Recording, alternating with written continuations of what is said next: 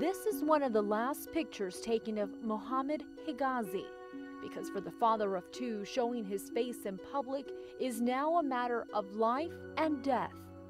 He is just today hiding. His life and his family is in danger, and he is not allowed to leave the country. Mr. Hegazy was born a Muslim in Egypt, but when he turned 16, he turned to Christianity. He's one of the thousands of Muslim-born Christian converts in Egypt. The country's constitution recognizes religious freedom, but the government only allows one-way conversions, from Christianity to Islam, not the other way around.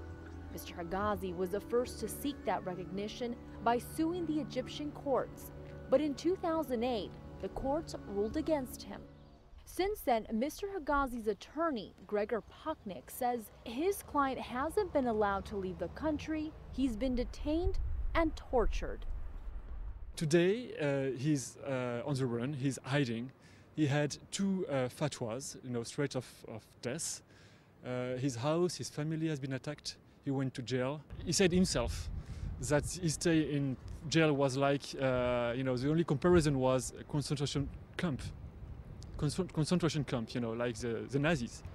So Mr. Pucknick has sent an urgent appeal to the United Nations to launch an inquiry of the state of religious freedom in Egypt, which will put Egypt's conversion laws under a microscope. Pucknick hopes it will pave the way for the government to recognize Christian converts. He also wants to be recognized, as Christian. He wants to be the first, who gets this recognition not only for him, but for all the Christians in Egypt. Currently, there are 10 million Christians in Egypt. The majority are Coptic Orthodox.